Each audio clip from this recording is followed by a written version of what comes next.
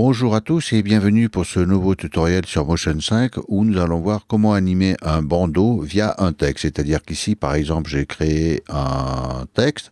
Donc, lorsque j'efface mon texte ou que je rajoute du texte, le bandeau ici, comme on peut le voir, suit la largeur de mon texte. Donc, pour ceci, on va utiliser plusieurs comportements. Donc, il suffira pour vous de comprendre comment fonctionnent ces comportements pour animer cette fonction. Donc, on va commencer par créer un nouveau fichier. Donc, on va créer un template titre Final Cut, donc ce qui va vous permettre de directement l'importer dans le nouveau Final Cut Pro 10.4 pour y travailler. Ici, on va bien choisir la fréquence en haute définition HD et on va l'ouvrir.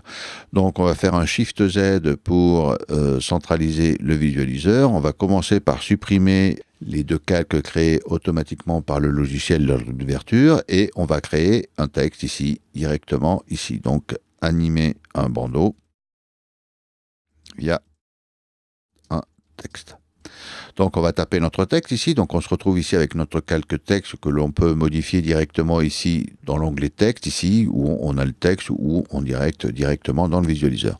Ensuite on va créer directement un petit rectangle que l'on va directement apposer dessous le texte pour le voir. On va changer sa couleur pour que l'on puisse mieux voir. Donc vous avez le choix ici des couleurs, enfin ça c'est vous qui choisissez après, hop, et on a créé, voilà, notre bandeau et notre texte. Donc maintenant ici, si on va directement ici et qu'on change, il ne se passe rien, normal, aucun comportement n'a été apposé au niveau du rectangle. Donc on va aller dans l'onglet bibliothèque, comportement, animation standard, et sur animation standard, vous avez aligné sur que vous allez mettre sur rectangle. Ensuite, ici, on va aller dans l'inspecteur, et dans l'inspecteur, on va retrouver notre comportement qui est dans l'onglet comportement ici, avec la possibilité donc de choisir l'objet et de les aligner par rapport à cet objet. Donc, on va prendre l'objet texte ici qu'on va directement mettre au niveau de notre objet à aligner. Donc le rectangle ici a le comportement aligné sur, qui est aligné sur animer le texte, donc le texte ici que l'on a ici.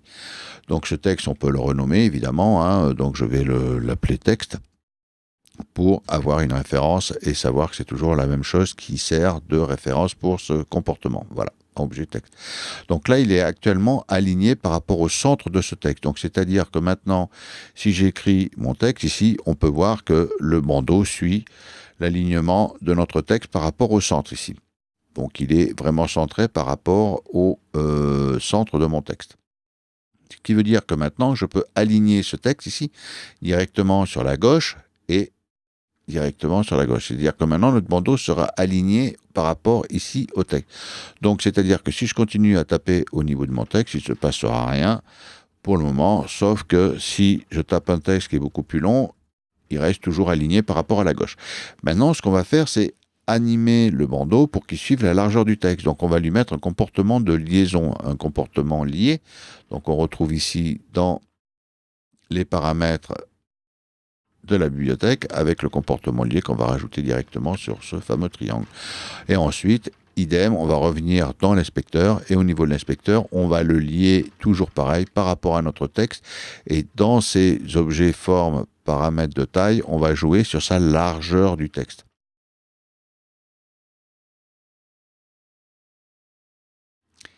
Voilà.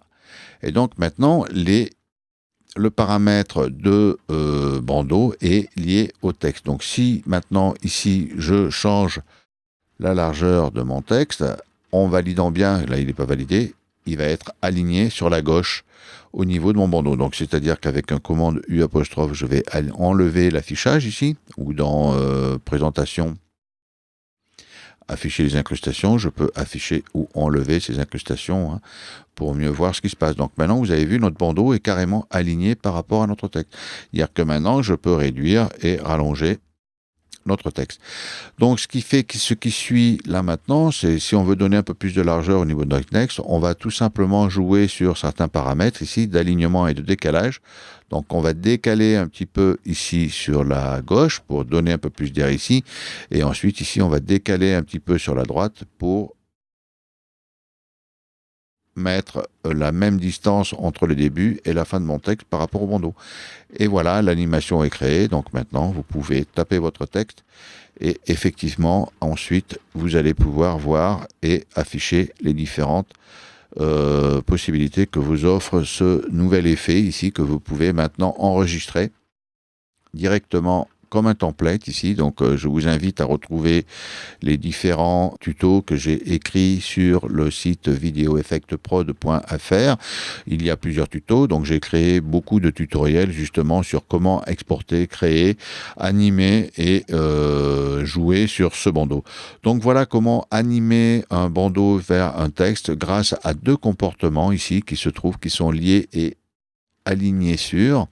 Donc les deux sont directement liés à la fonction du texte et ensuite ici vous n'avez plus qu'à choisir les paramètres. Donc évidemment ici j'ai changé, j'ai cliqué sur la gauche, mais on peut cliquer sur le centre, sur le milieu, sur le dessus. Enfin on a énormément de paramètres ici de choix, vous pouvez les personnaliser par rapport au centre, etc., etc.